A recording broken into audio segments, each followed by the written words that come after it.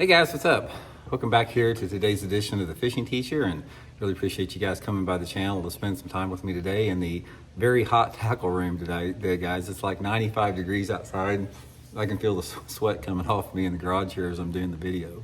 Guys, today we're going to be talking about the only time in the summertime that a crawdad pattern crankbait works. Most people are real familiar with the crawdad pattern being good in the pre-spawn, but there is one situation I want to talk about that it works good in the summertime, and it's really the only time that I've caught them very good on it, so we're going to get into that in today's video.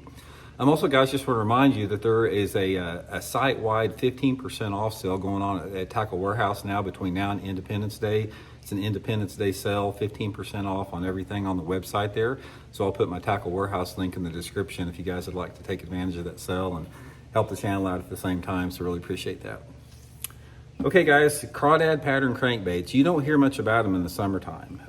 It's sort of like, it's one of those deals in fishing that people sort of pick up on something as far as a trend or just sort of a preconceived notion in fishing, and they run with it, especially if they grew up hearing that. And one of the things that I've always heard is that crawdad crankbaits don't work that good in the summertime. Now, first of all, you know, depending upon the lake you fish or where you're fishing at, anything can work, any color and anything. I mean, bass will hit anything under a given situation.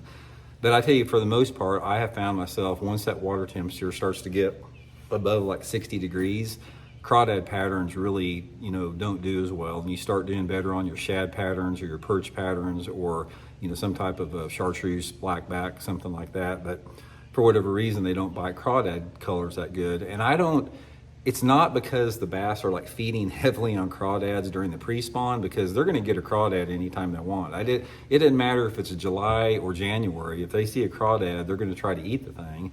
But I think more than anything else, it has to do with maybe a combination of your water clarity and water temperature. It's one of those one of the mysteries in bass fishing we don't really know. But there is one situation where a crawdad pattern crankbait will work really, really good in the summertime of the year. This is my favorite. This is the Megabass Super Z2 here. You guys hear me always talking about. This is actually the exact color that Brandon Pollinet caught him on at the Bassmaster Classic at Grand Lake this year.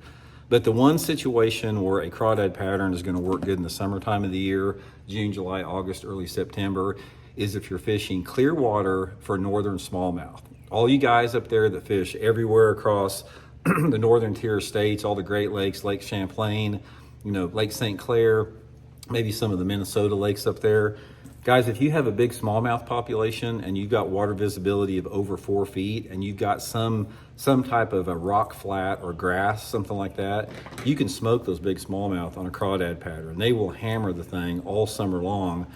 Don't really understand what the deal's with it, but I know it works. So one piece of advice I'm going to give you on this is, if you're fishing for smallmouth in those clear water lakes up north, put you on a crawdad crankbait. Doesn't really matter, you know, what variation of crawdad, just some type of a crawdad crankbait. It could be a green phantom, a brown phantom, orange, red, whatever up there.